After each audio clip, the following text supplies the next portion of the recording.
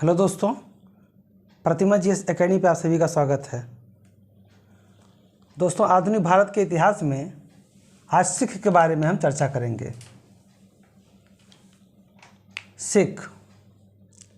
सिखों की उत्पत्ति यानी कि सिख धर्म की जो उत्पत्ति है वो गुरु नानक जी से संबंधित है। गुरु नानक जी का पंथ चलाया गया था, यानी इनके शिष्य सिख कहलाए। गुरु नानक जी का जन्म तलवंडी में हुआ था 1469 ईस्वी में।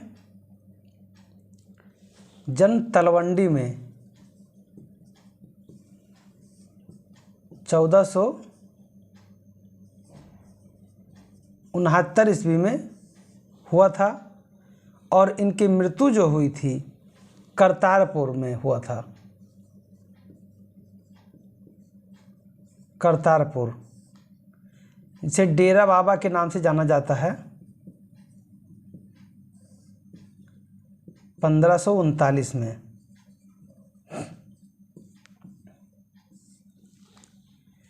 ये निर्गुण भक्ति के आधार पर चलते थे और निर्गुण भक्ति पे ही प्रचार प्रसार करते थे।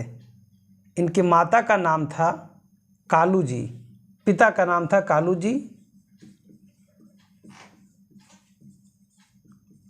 और माता का नाम था तृप्ता। कालू जी और माता का नाम तृप्ता था। इनकी पत्नी का नाम था सुलक्षणी।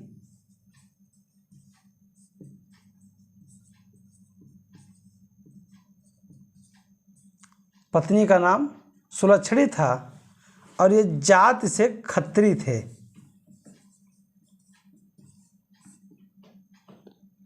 और इनको जो उपाधि मिली थी हजरत रब्बुल मजीज, हजरत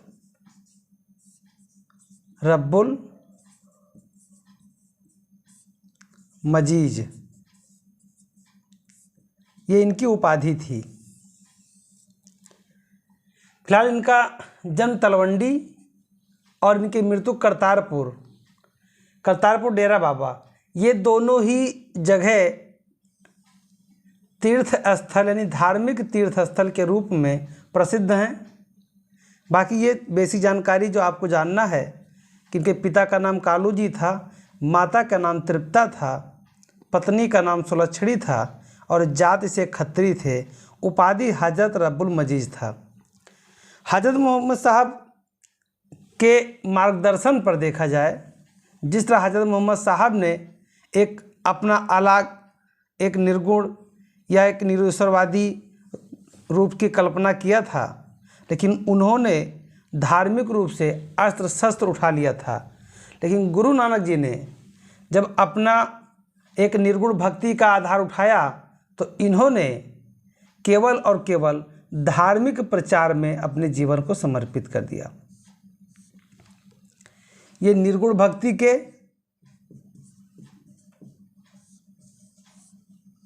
प्रचार प्रसार में विश्वास रखते थे और एकेश्वरवादी में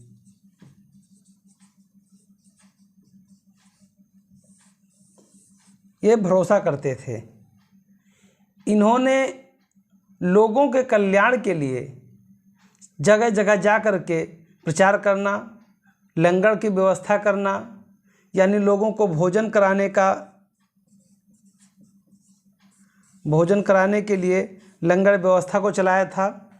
और आज भी पंजाब में हर दिन कहीं ना कहीं आपको लंगर लगा हुआ मिल जाएगा। वो गुरु नानक जी का देन है। गुरु नानक जी ने नानक पंथ चलाया था और इनके शिष्य ही सिख कहलाए।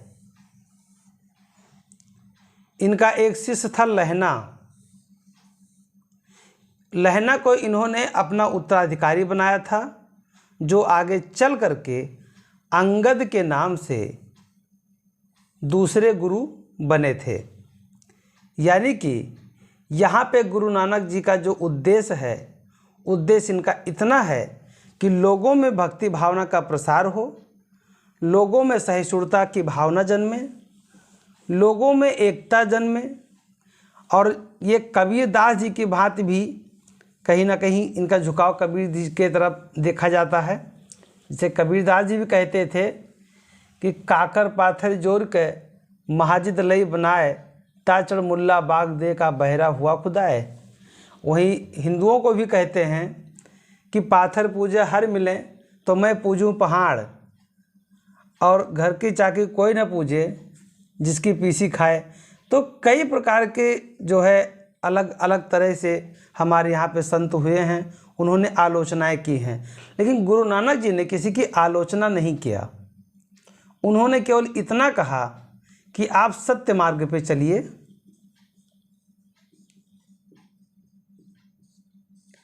और एक निराकार ब्रह्म है उसकी पूजा कीजिए। जिसे कबीरदास जी ने कहा, मेरे राम वो राम नहीं है जो दशरथ के पुत्र हैं, मेरे राम वो राम हैं जो राम ही राम हैं। मतलब उनका कहने का तात्पर्य है कि राम सत्य है, लेकिन वो राम नहीं जो दशरथ का पुत्र है। मेरा राम कोई अलग है, वो जो निराकार है, निराब्रह्म है। तो गुरु नानक जी का भी यही कहना रहता था कि जो भगवान की पूजा किया जाता है, ये इतने बड़े आडंबर की आवश्यकता नहीं है। उनसे आप दिल से मानिए। ये विवाह के पक्षधर थे, ये हर तरह से एक गृहस्थ जीवन जीते हुए एक निर्गुण ब्रह्म की उपासना का संदेश देते थे। अगले गुरु होते हैं इनके बाद में गुरु अंगद। गुरु अंगद का पूर्व नाम लहना था, और 1539 में जब गुरु नानक जी का इंतकाल हुआ तो उसके पश्चात गुरु अंगद लहना नाम था, और अंगद के नाम से ये दूसरे गुरु बने। 1539 में और 1552 तक इस पद पे थे। यानी गुरु नानक जी के द्वारा चलाया गया लंगर व्यवस्था को इन्होंने नियमित कर दिया। यानी कि अब लंगर व्यवस्था चलेगा ही चलेगा। और इन्होंने एक काम और किया, गुरुमुखी लिपि का आविष्कार किया। गुरु अंगद के ये 2 पॉइंट, बस यही इनसे संबंधित 2 मुख्य पॉइंट हैं जो एग्ज़ाम में पूछे भी जाते हैं और आपको याद करना आवश्यक भी है। अगले गुरु बने गुरु अमरदास, 52 से 74। गुरु अमरदास अकबर के समकालीन थे। ये अपनी गद्दी को गोविंदवाल में स्थापित किए थे, और गोविंदवाल में जब गद्दी स्थापित किए और अपने उपदेशों के प्रचार प्रसार के लिए 22 जगह पर गद्दियों की स्थापना की। 22 जगह पर गद्दियों की स्थापना किया था अमरदास जी ने, और हर एक गद्दी पर एक महंत की नियुक्ति किया था, जिससे कि ज़्यादा से ज़्यादा जो है सिख धर्म का प्रचार हो सके। इनसे गोविंदवाल में मिलने के लिए बादशाह अकबर स्वयं गए थे, और अकबर इनसे मिले थे, इनसे बहुत प्रभावित हुए थे। गोविंदवाल में अकबर जब इनसे मिलने गए तो इतना प्रभावित हुए कि इन्होंने आग्रह इनसे किया कि हम कुछ ज़मीन आपको देना चाहते हैं। इन्होंने कहा, मुझे क्या करना है ज़मीन। तब इनकी एक बेटी थी बीबी भानी, गुरु अमरदास की बेटी थी बीबी भानी, उसके नाम अकबर ने कुछ ज़मीन दान दे दिया था। आगे चल करके अमरदास के दामाद और शिष्य रामदास उत्तराधिकारी होते हैं और चौथे गुरु बनते हैं। अगले गुरु हैं गुरु रामदास। गुरु रामदास 1574 में गद्दी पे बैठते हैं। ये अकबर के समकालीन थे। अकबर ने इन्हें 500 बीघा जमीन दिया था। 500 बीघा जमीन दिया था, और इसी जमीन पर रामदास जी ने अमृतसर शहर बसाया था। शहर याद रहे कि गुरु रामदास जी ने अमृतसर शहर बसाया था, और इस शहर में अमृतसर नामक तालाब और हरमिंदर साहब का मंदिर ये बनवाएंगे आगे चल कर के गुरु अर्जुन देव। तो यहाँ पे ध्यान रहे कि अमृतसर शहर किसने बनवाया था? गुरु रामदास जी ने। गुरु रामदास जी शहर बनवाने के लिए अपने अनुयायियों को पैसा वसूलने के लिए भेजा था।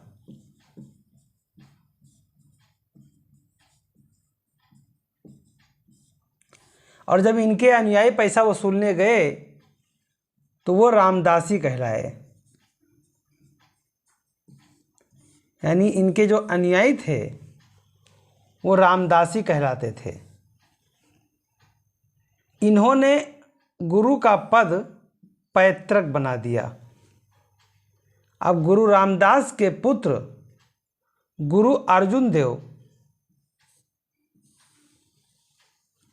गुरु बनेंगे, यानी अगले गुरु गुरु अर्जुन देव हुए। 1581 में गुरु रामदास जी की मृत्यु हो गई। फिर अगले गुरु गुरु अर्जुन देव बने, जो 1581 में बने और 1606 में जहांगीर के द्वारा दिए गए मृत्यु दंड का शिकार हो गए। जहांगीर ने 1606 में इन्हें मृत्युदंड दे दिया था। इन्होंने खुसरो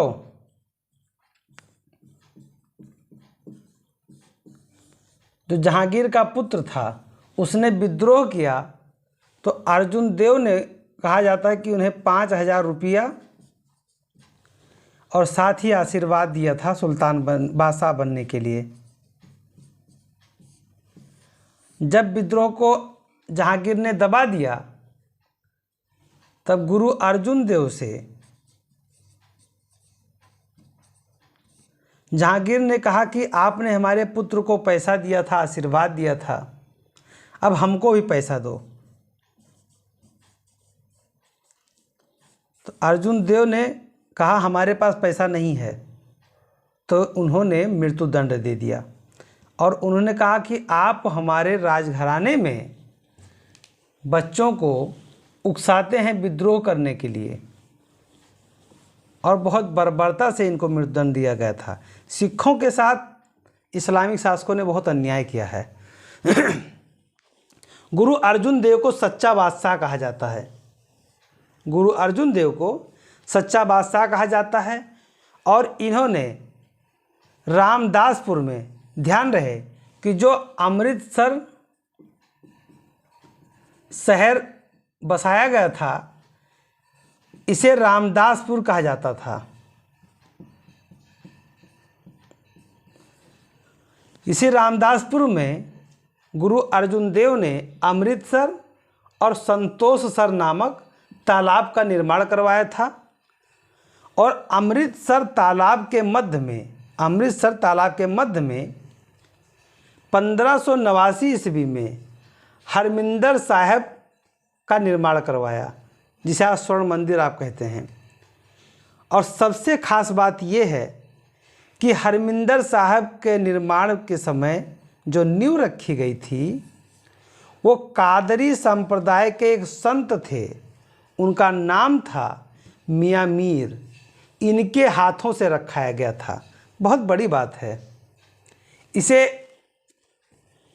एकता के रूप में आप देख सकते हैं कि एक सिख संप्रदाय के धार्मिक का सबसे बड़ा स्थान, जिसके मंदिर की नींव एक मुस्लिम कादरी संप्रदाय का प्रसिद्ध संत मियाँ मीर के द्वारा रखा जाता है, ये याद रखिएगा। गुरु अर्जुन देव ने अनिवार्य धार्मिक कर लेना शुरू कर दिया। जो आध्यात्मिक कर था वो लेना शुरू कर दिया। इन्होंने कहा कि कोई भी सरदार, कोई भी सिख अपने आय का 1/10 हरमिंदर साहब के चरणों में डालेगा, यानी अनिवार्य कर दिया कि देना ही देना है।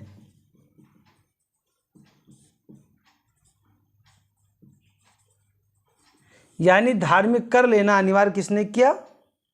गुरु अर्जुन देव ने 1604 ईस्वी में आदि ग्रंथ की स्थापना की, यानी आदि ग्रंथ की रचना किया।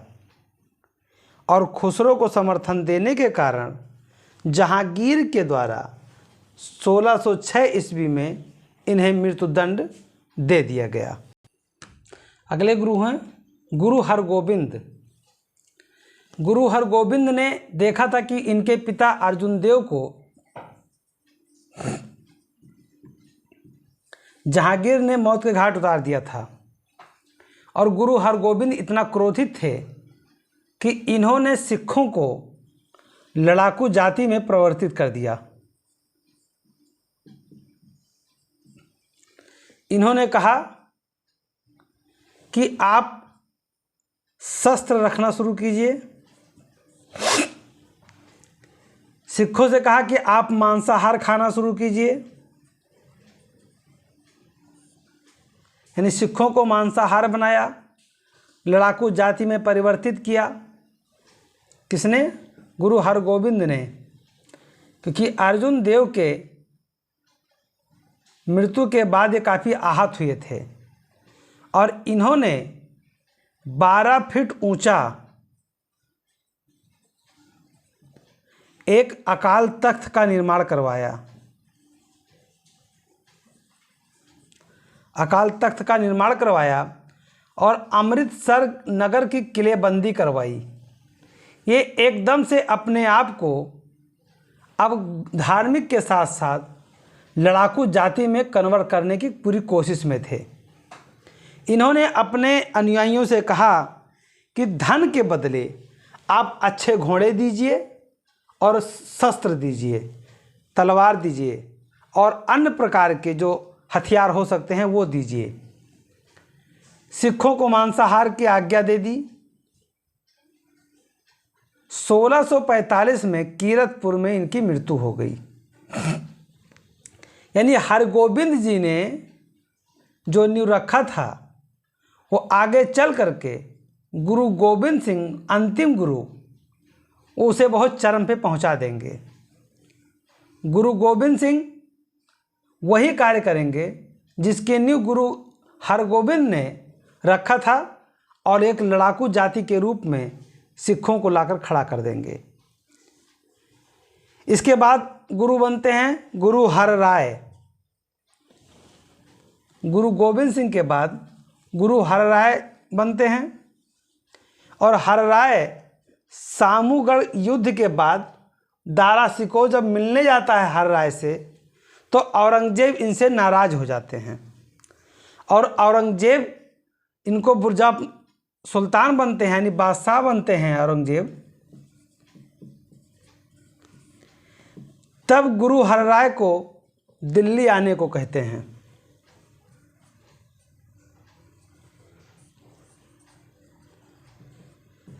क्योंकि इन्होंने दारा सिकोह को शरण दिया था तो बदला तो लेगा।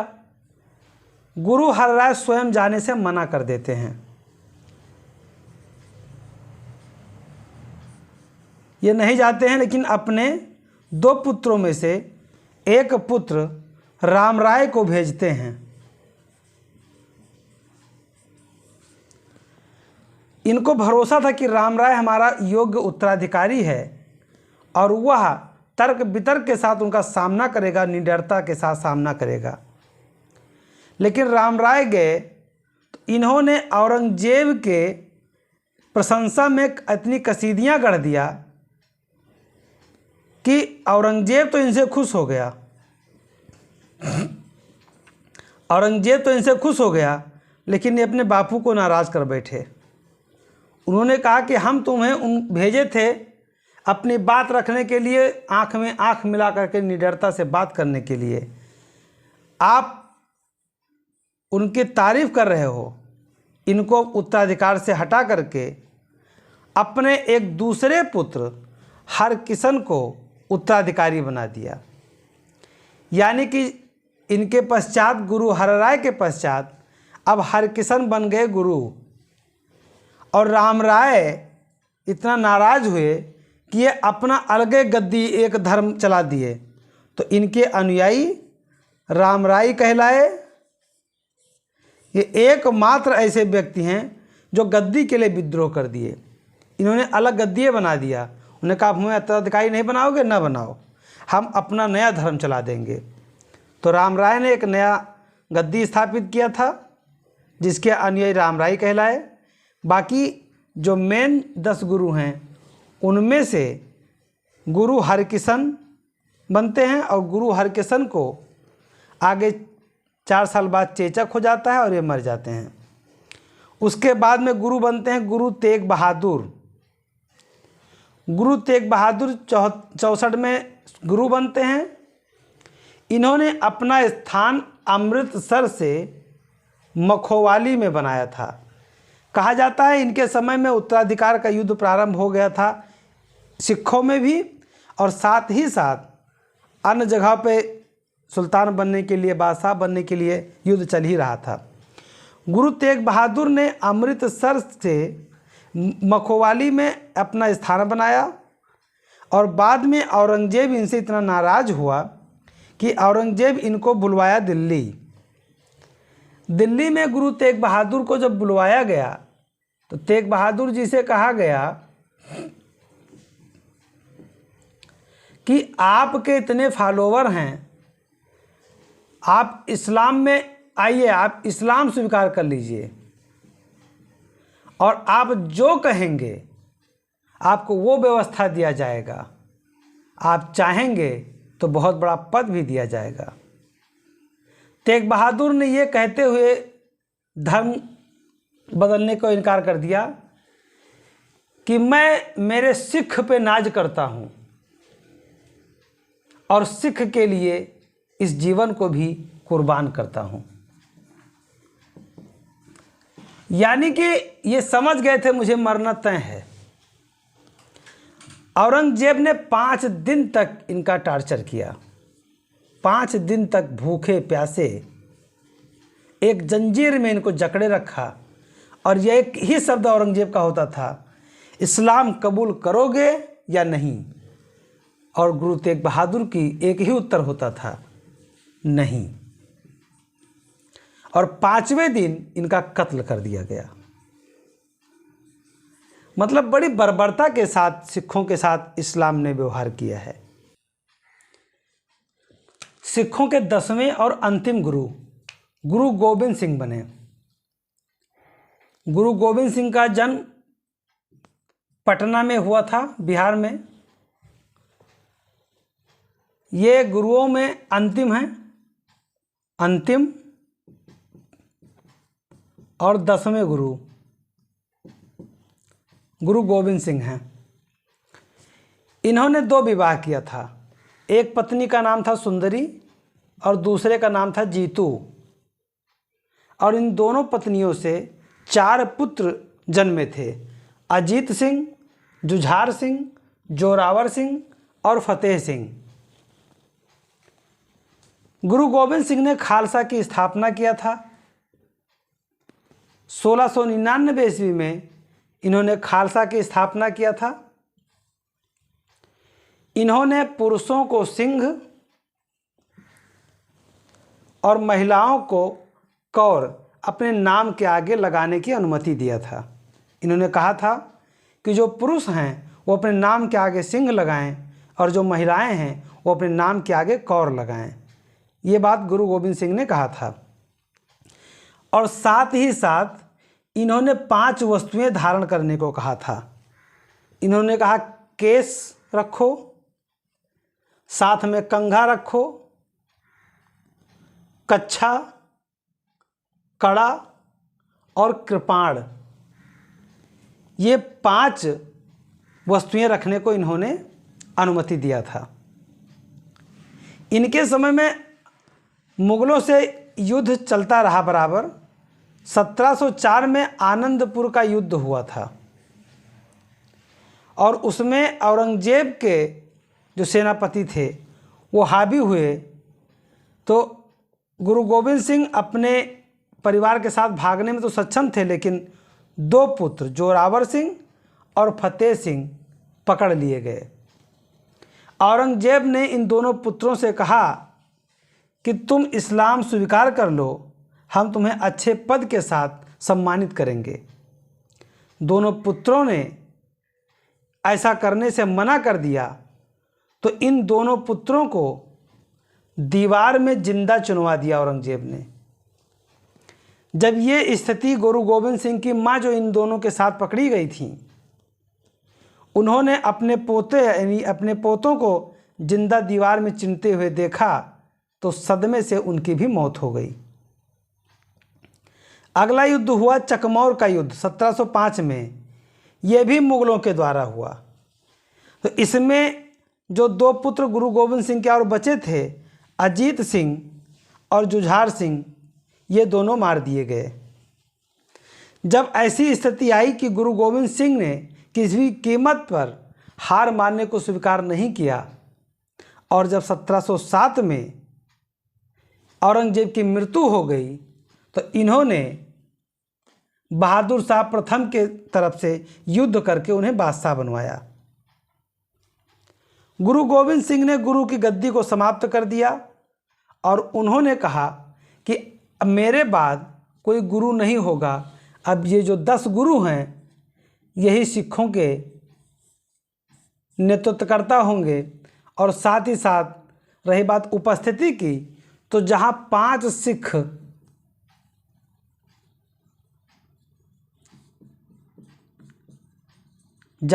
सिख एकत्र होकर के गुरु का आवाहन करेंगे, गुरु वहाँ पे मौजूद हो जाएंगे। और उन्होंने इन 5 लोगों की उपस्थिति का उपदेश दिया और गुरु का पद समाप्त कर दिया। अपने एक शिष्य बंदा बहादुर को उन्होंने राजनीतिक नेतृत्व संभालने को कहा और पंजाब भेजा कि जाइए अब सिखों के द्वारा उनका सुरक्षा कीजिए और जो सिखों के साथ अन्याय हुआ है उसका बदला लीजिए और राजनीतिक रूप से एक राज्य स्थापित कीजिए। ऐसा बंदा बहादुर को उपदेश दिया गुरु गोविंद ने। 1708 ईस्वी में गुरु गोविंद सिंह को एक अफगान छुरा भोग देता है। गुरु गोविंद सिंह जख्मी हो जाते हैं लेकिन उस अफगान को मार देते हैं। लेकिन कुछ समय पश्चात वो स्वयं भी इस दुनिया से चले जाते हैं, यानी कि धोखे से मार दिए जाते हैं। बाद में गोविंद सिंह ने भी उस अफगान को मार दिया। बंदा बहादुर, जब गुरु गोविंद सिंह ने गद्दी को समाप्त कर दिया तब उन्होंने बंदा बहादुर को सिखों के राजनीतिक नेतृत्व लेने को कहा और पंजाब भेजा। बंदा बहादुर ने अपने उत्तरदायित्व को निभाने के लिए वो गुरु गोविंद सिंह के आशीर्वाद से पंजाब पहुंच करके राजनीतिक नेतृत्व संभालते हुए मुगलों से बदला लेना प्रारंभ कर दिया। बंदा बहादुर का बचपन का नाम लक्ष्मण देव था। इनका जन्म कश्मीर में हुआ था, राजौरी में, और इनका अन्य नाम माधव दास बैरागी के नाम से जाना जाता है। सिखों के प्रथम राजनीतिक नेता थे। इन्होंने उन सभी लोगों से बदला लेना प्रारंभ किया जिन्होंने सिखों के साथ अत्याचार किया था, जिसमें मुगल सबसे ऊपर थे। 8 साल तक मुगलों से ये युद्धरत रहे। उसके बाद इनकी मृत्यु हो जाती है। इन्होंने सिख किसानों को एकत्रित करके एक बहुत बड़ी सेना के आधार देने की कोशिश किया था और मुगलों से बराबर युद्ध करते रहे।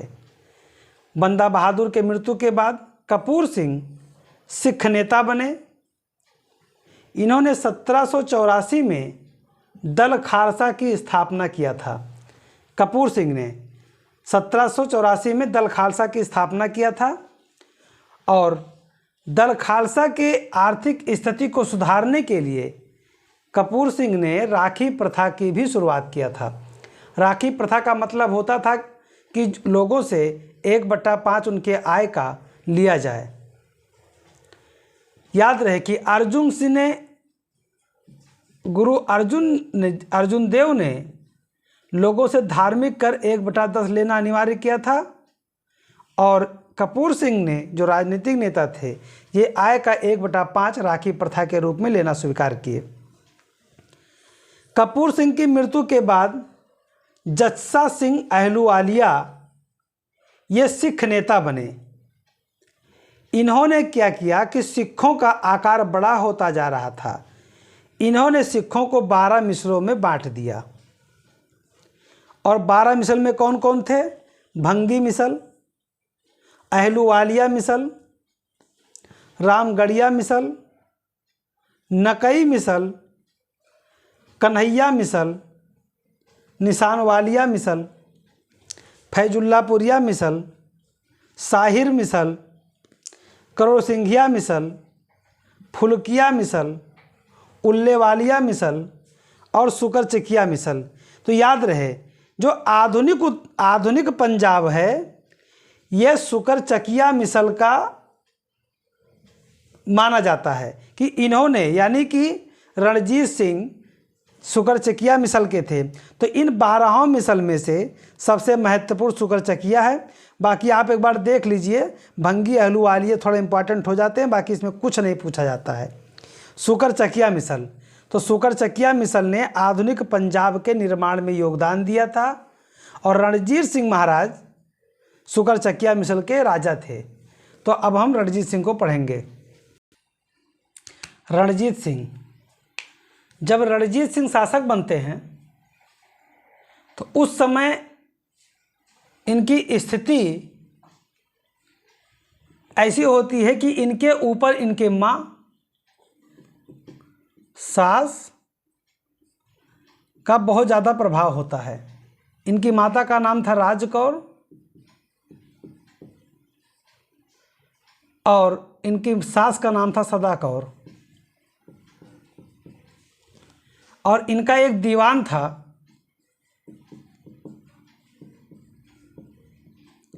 लखपत राय। इन तीनों लोगों का प्रभाव रणजीत सिंह के शासन के 5 सालों तक रहा। यानी कि प्रारंभिक 5 साल यानी 1792 से 1797 तक एक प्रशासनिक परिषद के नियंत्रण में रणजीत सिंह ने काम किया और इस परिषद में इनकी माता राजकौर, सास सदाकौर और दीवान लखपत राय शामिल थे। एक बार काबुल के यानी अफगान शासक जमान शाह ने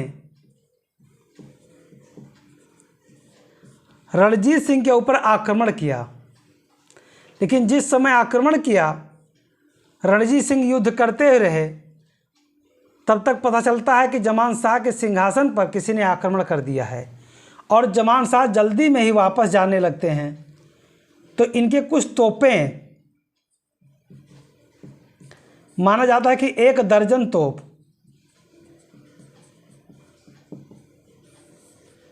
नदी में गिर जाता है और इस तोप को रणजीत सिंह निकलवा करके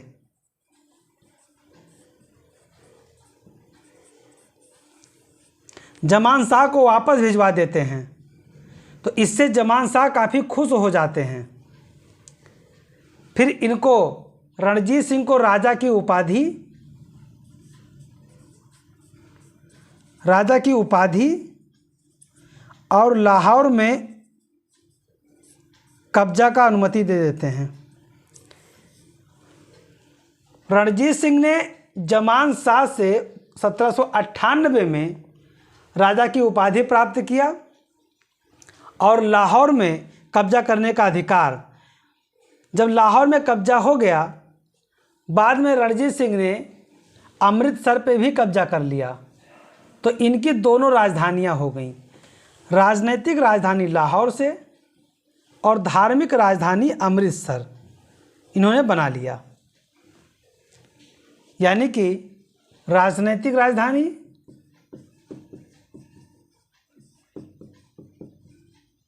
लाहौर और धार्मिक अमृतसर, धार्मिक राजधानी अमृतसर इन्होंने बना लिया। तो 2 राजधानियां रणजीत सिंह की थीं। 1809 में इन्होंने चार्ल्स मेटकाफ एक अंग्रेज थे, इनसे संधि किया अमृतसर की। आगे चल करके अफगान शासक एक थे शाह शुजा। शाह सूजा ने रणजीत सिंह से संधि किया और रणजीत सिंह को जो यहाँ से जब नादिर शाह ने आक्रमण किया था 1739 में, तब यहाँ से कोहिनूर हीरा उठा ले गया था। उनके उत्तराधिकारी आगे चल करके शाह सूजा ने वही कोहिनूर हीरा रणजीत सिंह को उपहार स्वरूप दिया था। रणजीत सिंह ने अमृतसर और लाहौर को अपनी राजधानी बनाया। मैंने भी पहले बताया कि अमृतसर धार्मिक राजधानी था, लाहौर राजनीतिक राजधानी था। और यहाँ तक कि रणजीत सिंह अपनी सेना को पश्चिमीकरण के रूप में स्थापित करना चाहते थे, अपनी सेना को सशक्त बनाना चाहते थे। 1835 में जर्मन यात्री बैरन कली बेन ह्यूगल रणजीत सिंह के दरबार में आया था। रणजीत सिंह के सेना को फौज खास कहा जाता था और इन्होंने अपने सेना को प्रशिक्षण देने हेतु फ्रांसीसी जनरल एलार्ड को नियुक्त किया था। वही तोपखाना के आधुनिकीकरण के लिए कोर्ट और गार्डन को नियुक्त किया था तथा पैदल सेना हेतु इटालियन सेनापति बंतूरा को नियुक्त किया था। याद रहे, फ्रांसीसी जनरल एलार्ड और तोपखाने हेतु कोर्ट और गार्डन को नियुक्त किया था, पैदल सेना के लिए इटालियन सेनापति बंतूरा को नियुक्त किया था। फ्रांसीसी यात्री विक्टर जैक्वेमोंट ने रणजीत सिंह की तुलना नेपोलियन से किया था। इन्होंने बताया कि रणजीत सिंह में नेपोलियन के सारे गुण मिलते हैं। रणजीत सिंह ने अपने सिक्के में गुरु नानक और गुरु गोबिंद सिंह का नाम उत्कीर्ण करवाया था, यानी इनके नाम से सिक्के चलवाए थे। रणजीत सिंह भारत के पहले ऐसे शासक थे जिन्होंने ना तो अंग्रेजों की सहायक संधि स्वीकार किया था और ना ही उनका प्रभुत्व स्वीकार किया। जून 1839 में रणजीत सिंह की मृत्यु हो गई। प्रथम आंग्ल सिख युद्ध हुआ था 1845 से 46 में। उस समय सिख शासक थे दिलीप सिंह और गवर्नर जनरल थे लॉर्ड हार्डिंग। अंग्रेज सेनापति थे लॉर्ड गफ और सिख सेनापति थे लाल सिंह। कहा जाता है कि इनके बेवकूफ़ी की वजह से, यानी धोखा दे दिए थे लाल सिंह और सिख पराजित हो गए थे। जब सिख पराजित हो गए तो उन्होंने भैरोवाल की संधि किया अंग्रेज़ों से और काफ़ी नुकसान उठाया, यानी अंग्रेज़ों का अब सिखों पे लगभग पूर्ण नियंत्रण हो चुका था। अगला द्वितीय आंग्ल सिख युद्ध हुआ 1848 से 49 में। इस समय अंग्रेज गवर्नर जनरल थे लॉर्ड डलहौजी। ये तो विस्तारवादी नीति का था ही। इनके सेनापति थे गफ और नेपियर। इन दोनों ने मिलकर के सिखों को बुरी तरह पराजित किया और पंजाब पे पूरा कब्जा कर लिया। महाराजा दिलीप को 5 लाख रुपए के वार्षिक पेंशन के साथ रानी झिंदन के साथ इंग्लैंड भेज दिया, जहां पर उन्होंने ईसाई धर्म स्वीकार कर लिया और 1893 में इनकी मृत्यु हो गई। तो दोस्तों, ये रहे सिख।